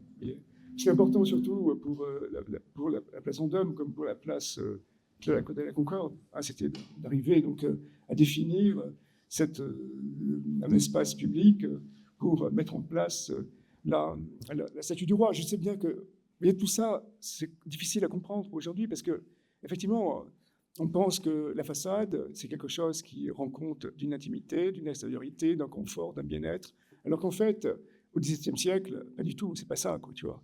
La façade, c'est au contraire et surtout la façade d'une place. C'est ce qui permet donc de définir un espace public, un grand salon dans lequel la communauté peut se mettre en scène. Oui, c'est des choses qui sont inversées complètement. Une autre question? Je voulais vous demander si vous avez quelque chose à dire sur la place de la voiture dans la place.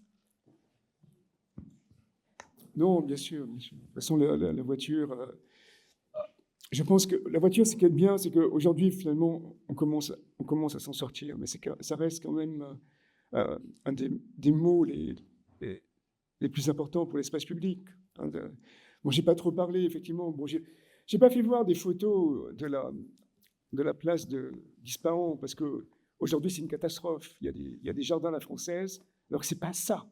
Mais pourquoi ils ont fait des jardins à la française? Parce qu'à un moment donné, cette place a été envahie par les voitures. C'est un gigantesque parking. Donc, voilà, il y a la voiture, c'est vrai que c'est un combat, et c'est vrai que j'aurais pu parler. C'était pas vraiment lié à la place, mais par exemple, si vous allez voir, par exemple, l'exposition le quartier de demain, donc à la Cité de l'Architecture, sur les équipes internationales qui ont travaillé sur des espaces publics donc, dans toute la France. Il y a un projet qui est très bien pour ça, c'est le projet de l'atelier du Rouget, l'atelier du Rouget sur Lozère, parce que l'ODEV, parce que justement, la première chose qu'ils ont eu à faire, c'est de dire qu'il fallait absolument interdire toutes les voitures dans les espaces publics et puis trouver des parkings silos pour pouvoir les entreposer. Ça, c'est vrai que c'est évident, mais c'est évident et c'est aussi très compliqué parce que la voiture, dans certaines petites villes, eh bien, c'est indispensable à la survie des commerces dans la ville. Donc, mais tout ça, c'est quand même en train de se modifier, de changer. Bonjour. Je ne sais pas si on entend. Bonjour. Merci pour votre présentation. Moi, j'ai une question sur... Il y a un mot que vous n'avez pas employé, mais pourtant, je pense qu'il infuse tout ce que vous avez pu raconter. C'est la question de l'infrastructure, la place comme une infrastructure. Et à l'époque, à l'heure où tous les exemples que vous nous présentez, qui sont plutôt des exemples de la place qui organise la ville, qui organise la cité, l'espace public. Aujourd'hui, est-ce qu'on a plutôt tendance à penser, à concevoir et à imaginer même dans les projets de réhabilitation, de rénovation des places, des projets plutôt comme des infrastructures qui gèrent des questions de flux, de maintenance, de surveillance, de circulation, plutôt comme des espaces publics qui articulent et qui organisent la ville? Non, mais je comprends très bien votre question, vous avez raison, mais de toute façon, quand on parle de quelque chose, si vous voulez, voilà, si on veut dire quelque chose, il faut faire des impasses sur autre chose. Moi, j'ai voulu plutôt présenter les places comme des pièces. Voilà, c'est tout. C'est une pièce, c'est une pièce. Voilà, et dans cette pièce, ben, tu n'habites pas tout seul, tu es avec toute ta communauté. Et cette pièce, son rôle principal, eh bien, c'est surtout de faire en sorte que la communauté se reconnaît en elle-même, voilà, voyez, ou devient... Là, enfin, c'est permettre aux gens de faire communauté, la place, c'est tout. C'est des salons là, qui permettent aux gens de faire communauté. Et ces salons, bon, on l'a vu, ils peuvent avoir 4 murs, ils peuvent avoir 3 murs, ils peuvent avoir 2 murs, ils peuvent avoir un mur, ou ils peuvent avoir aucun mur. Vous voyez, bon, d'accord, comme par exemple le projet de Super Studio. Oui, pardon, de Super Studio. Même si, effectivement, vous pourriez me dire que le projet de Super Studio, c'est une infrastructure, c'est une méga structure. Mais voilà, mais c'est pas comme ça que je suis rentré dedans. Et je vous remercie de m'avoir posé parce que quand j'ai commencé à réfléchir à cet exposé, bon, j'en ai parlé à des amis et puis eux tout de suite ils m'ont mis sur la piste de l'infrastructure. Mais c'est pas, si vous voulez, c'est pas ce que j'ai choisi. Quoi, vous voyez, voilà, c'est plutôt quelque chose d'assez idiot, c'est de dire que voilà, En plus, c'est ça, c'est peut-être je pense peut-être plus en termes de théorie du XVIe siècle qu'en termes d'infrastructure d'aujourd'hui. Mais ce qui m'intéressait, c'était de penser voilà, la ville comme une petite maison, là, donc protégée de l'extérieur, et puis qui, quelque part, donc, à l'intérieur d'elle-même, vous voyez, retrouve là, une certaine extériorité, mais une extériorité captive, une extériorité, disons, affaiblie, vous voyez, une extériorité domestiquée, voilà, vous voyez, quand même, voilà. Hein, parce que chez De Chirico, bon, c'est une extériorité, bien sûr, mais c'est une cheminée d'usine, c'est pas, vous voyez, c'est pas une extériorité, c'est une extériorité radicale, c'est simplement ramener un tout petit peu dans la ville, hein, ce qui est à sa périphérie, mais c'est pas non plus une extériorité radicale. Même la mer, on l'a vu, c'est pas non plus une extériorité radicale, puisque la mer, quand il rentre dans la place, elle devient un plan d'eau. Et c'est un des éléments de la place. On l'a vu dès le départ, si vous voulez, en analysant les perspectives du XVIe siècle.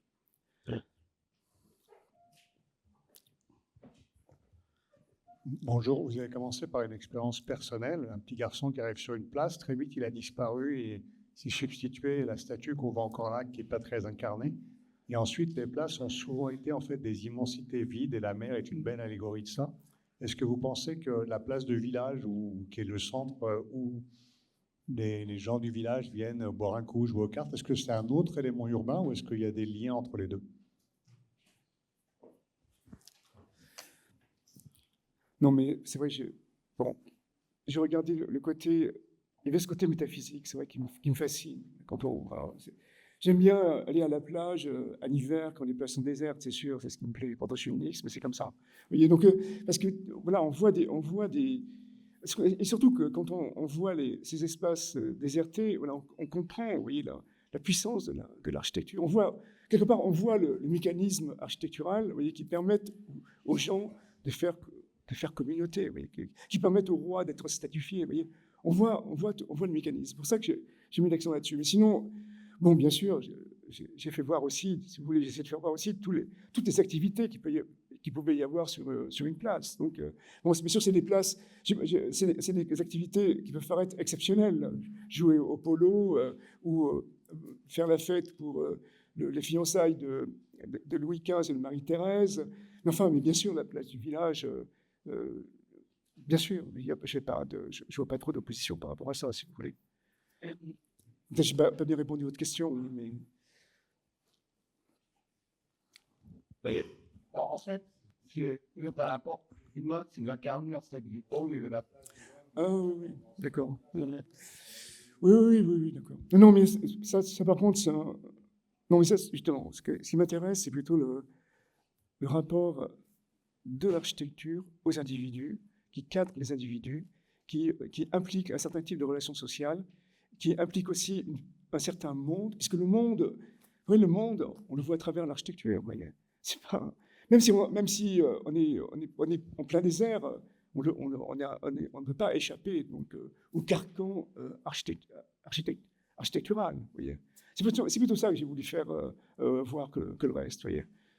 Voilà. Et de toute façon, pour le petit garçon, si vous voulez, vous l'avez dit, c'est plutôt phénoménologique. C'est plutôt, vous voyez, quand je rentre sur la place, je sors d'une rue très étroite, et tout d'un coup, j'ai cette impression physique, vous voyez, de ce grand vide. Voilà.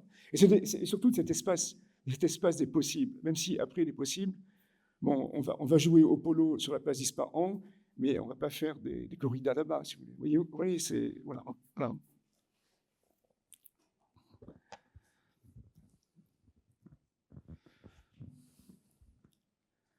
Bonjour.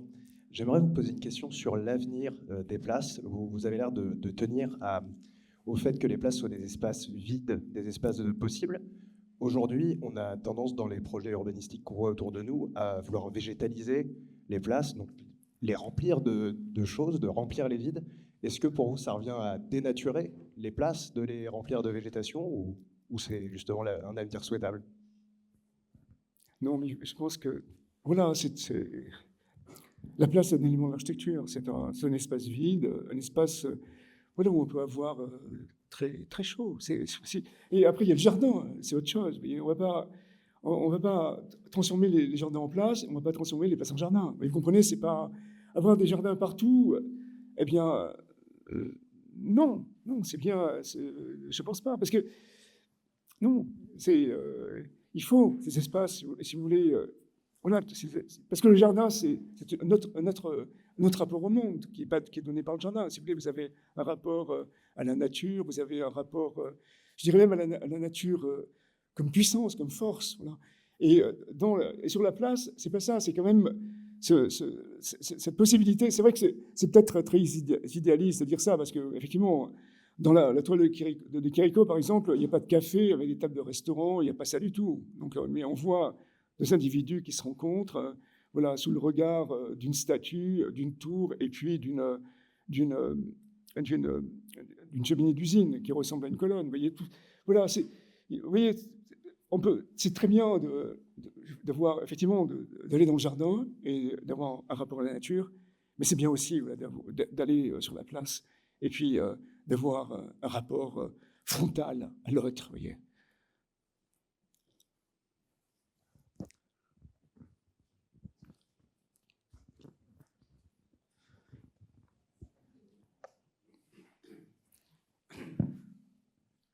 Je voyage souvent au Italie et je fais une différence majeure entre l'occupation des places italiennes et la fréquentation, si je puis dire, de celle de France. En ce sens que, en Italie, les gens se regroupent par petites 4-5 personnes et discutent entre elles. On voit réellement l'objet de la place. Non, mais je suis d'accord avec vous, bien sûr. Parce qu'en fait, j'aurais pu prendre les choses différemment. C'est clair, pas parler comme ça. Dire qu'effectivement, peut-être c'est un peu idiot ce que je vais dire, mais c'est vrai que, mais bon, c'est mon point de vue. Il est peut-être complètement faux, mais je pense qu'il y a quand même une certaine relation, vous voyez, entre. Bon, c'est peut-être un peu contradictoire aussi avec ce que j'ai fait voir, mais il y a aussi une certaine relation entre place et démocratie, Voilà, c'est avec la place. Surtout, vous avez raison, en Italie, c'est vrai que moi, des fois, je suis sidéré parce qu'on a l'impression de dire que l'Italie, il n'y a que des touristes, tout ça, mais c'est vrai qu'il y a enfin, pas seulement des places d'ailleurs, mais il y a effectivement un usage des espaces publics qui est très particulier, voilà, parce que les gens se donnent rendez-vous le soir, je ne sais pas où, à Sienne, à 5 heures, ou même à Florence. Vous voyez, ils se rencontrent, ils parlent, ils discutent.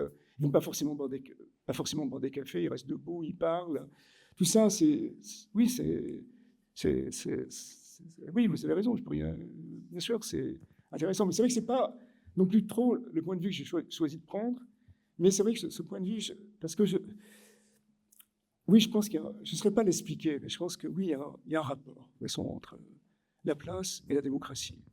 Et puis, excusez-moi, je pense que c'est pour ça que, vous voyez, bon, c'est un peu idiot de dire ça, mais je pense que c'est pour ça que, par exemple, en Russie, il n'y a pas de place, excusez-moi. La place rouge, mais c'est une escroquerie totale, c'est pas une place.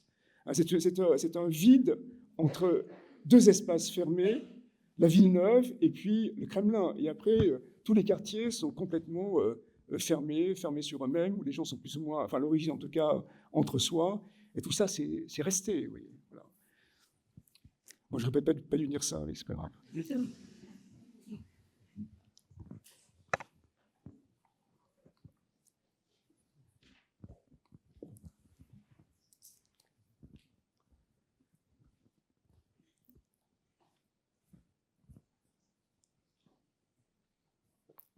D'autres questions?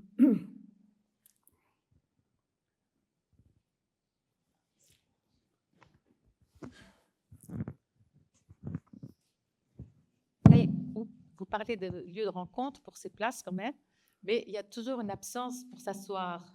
Il n'y a jamais d'infrastructure pour s'asseoir dans toutes les réhabilitations de ces places actuellement. Est-ce que vous êtes d'accord ou pas? Qu'il n'y ait pas d'infrastructure pour s'asseoir? Ben oui, pour s'asseoir. Par exemple, par Porte-Maillot, ils ont refait cette place-là. Oui. Il y a plein de structures bétonnées pour s'asseoir et les gens sont là, discutent. Des espaces vides.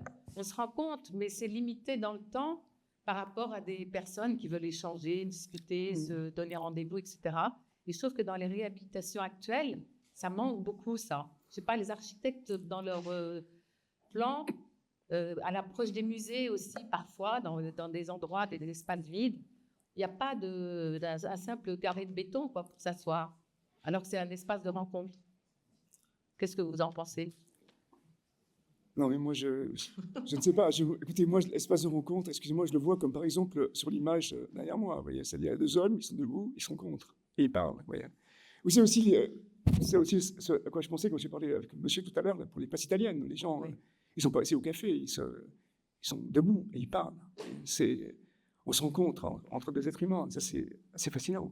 C'est ce qui est permis par la place. Oui. Bon, après, on peut développer peut-être effectivement tout un discours sur les mobiliers urbains, tout ça, mais c'est vrai que j'ai pas, peut-être c'est un tour de ma part, mais j'ai pas abordé la question. Mais je préfère rester comme ça sur quelque chose de beaucoup plus abstrait. Vous voyez. Non.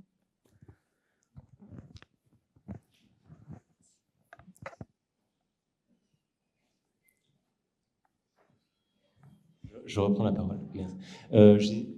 J'ai une question pour revenir sur ce que vous disiez, le rapport entre la place et la démocratie. Est-ce que vous pourriez développer un peu sur la manière dont, déjà à l'époque, vous dites en France par exemple, ou en tout cas en Europe, la question de la place fait aussi que, alors je ne sais pas si c'est statistiquement proportionnel, mais la question de la place de la démocratie, et en tout cas la manière dont la démocratie vit dans nos sociétés. Mais est-ce que déjà à l'époque, ce n'était pas des manières de sécuriser le pouvoir, de faire des espaces de représentation, de visibilisation, de gestion aussi des flux et des hommes et des femmes dans l'espace public et dans la ville, et qu'aujourd'hui, les projets, peut-être que aussi des manières de retirer la voiture, de planter des arbres, c'est aussi une manière de neutraliser la possibilité de s'approprier ces espaces, de se rassembler, hormis l'exemple un peu unique de la place de la République qui permet ces appropriations. On voit ces dernières années où proportionnellement la démocratie est quand même en crise dans nos sociétés, et la question du contrôle et de la surveillance dans les espaces publics est proportionnelle, et ça croît proportionnellement. Et donc voilà, est-ce qu'il n'y a pas une sorte de corrélation et de questionnement à se poser de ce point de vue-là? C'est une question un peu ouverte. Hein. Oui, oui. Non, mais peut-être je regrette d'avoir dit ça sur la démocratie. Je n'aurais pas dû. Non, parce qu'en fait, c'est pas. Je vous ai dit, voilà, pour moi, les places sont des machines comme ça. Donc à fabriquer, disons, à organiser le social. Voilà. Effectivement, on l'organise autour d'un roi, on l'organise autour d'autre chose, peu importe. Mais c'est ça qui m'intéresse. Voilà. C'est voilà. Et après les arbres, tout ça, je vous ai dit, les arbres, bon, c'est un peu dur de dire ça, mais parce que c'est vrai que c'est s'opposer à une pensée très, très mainstream, mais les arbres, ils sont bien dans le jardin. Oui. Voilà. Sur la place, il y a autre chose en jeu. Là, voilà, justement, c'est parce que vous dites, les arbres, c'est pas une fois qu'il y a un arbre, il n'y a pas forcément des possibles, si vous voulez. On ne peut pas faire je sais pas quoi, on ne peut pas faire des gros spectacles de danse, on ne peut pas faire des défilés militaires, enfin, on ne peut pas faire je sais pas quoi, vous voyez, voilà, c'est pas, je préfère, vous voyez, voilà, moi, enfin, vraiment, disons, ce qui me marque vraiment, c'est par exemple le projet de Super Studio, voilà, le déplacement d'un point A à un point B avec un gigantesque sol pavé qui permet de tout faire, qui s'ouvre à tous les possibles. Ça m'intéresse. Bon, c'est utopique, mais quelque part, cet élément utopique, il est parfois repris. Bon, il est repris par TVK, j'aurais pu en parler, mais il a été repris aussi par M. Collas quand il a fait le pont Simone Veil à Bordeaux, voilà, par exemple. Enfin, en tout cas, il a cherché à le faire. Voilà. Enfin, je voulais en parler, mais j'en ai beaucoup parlé de ce pont, et puis ça marche pas si bien que ça quand même, parce que c'est pratiquement ouais, enfin, il y avait des images du concours qui étaient assez fascinantes, avec des tas de transformations, avec des cinémas de plein air, des grandes manifestations avec des marionnettes géantes et des carnavals, des choses comme ça, des trucs de France, des trucs comme ça. Mais finalement, aujourd'hui, c'est une autoroute avec des glissières. Donc, voilà. Mais voilà. Mais en tout cas, voilà, c'est plutôt ça qui m'intéresse. Vous voyez, voilà. Alors, c'est l'idée de place comme ouverture au possible. Voilà. D'autres questions? Ah oui, pardon. Mais tout d'abord, merci, surtout parce que ça a éveillé en moi des bons souvenirs de quand j'étais à l'école et ça m'a permis de réveiller grâce à vos images. Et je voudrais vous poser une question, mais qui veut être plutôt une provocation, parce que quand je regarde les images et la manière dans laquelle vous nous les avez racontées, et le garder dans votre point de vue, donc dans l'idée de la pièce, de l'espace qui se vit, est-ce qu'on ne peut pas dire plutôt que la place est morte et que cet élément-là n'existe plus depuis une certaine époque dans l'architecture et qu'en réalité, cet espace public est devenu un espace collectif qui ne s'identifie pas comme vous nous l'avez raconté jusqu'aujourd'hui. Et aujourd'hui, la difficulté de l'architecture est de n'avoir pas compris comment repenser un espace autre que la place.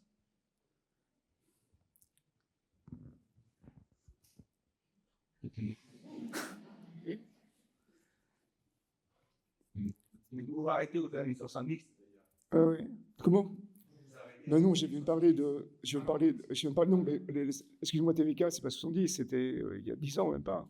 Vous voyez. Donc là, c'est vrai, j'ai préféré me centrer sur d'abord sur les choses que je connaissais moins, comme l'architecture du lycée. Bon, enfin, je la connaissais moins, donc je la connaissais, mais revenir un peu sur le XVIIe siècle, justement sur ces pièces urbaines. Voilà.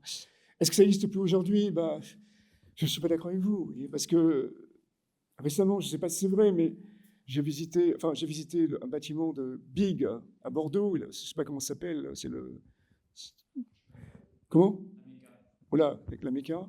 Et lui, il disait, voilà, moi, j'ai voulu faire une pièce au centre, j'ai voulu faire une pièce urbaine. Ouais, il voulait faire une pièce... au lieu de l'entourer par des murs, il l'entourait par un sol et puis par une sorte de baldaquin. Enfin, ou un bâtiment qui fait un nœud comme ça. Donc, je ne pense pas que... Enfin, vous dites ça, oui, très bien. Mais de toute façon,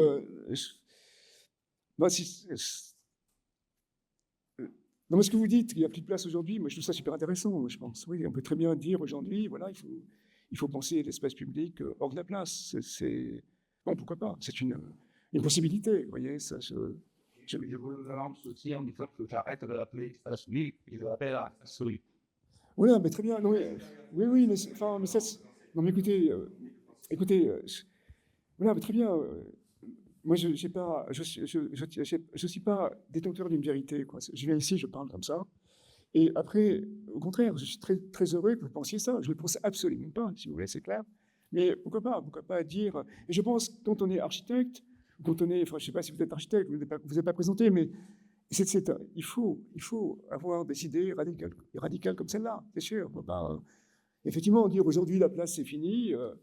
oui, enfin, pourquoi pas? D'ailleurs, c'est un peu ce que je dis aussi un petit peu à la fin, parce qu'aujourd'hui, c'est vrai qu'on va dans toutes les villes et personne sur les places. Je te garantis que tu vas à Copenhague, c'est pas sur la place du Palais Royal que tu vas trouver des gens.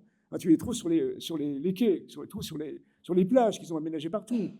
Donc, voilà, oui, mais ça, oui, j'en parle d'une certaine façon à la fin de mon cours, oui, peut-être pour le regretter d'ailleurs, mais je ne vais pas récupérer ce que vous avez dit.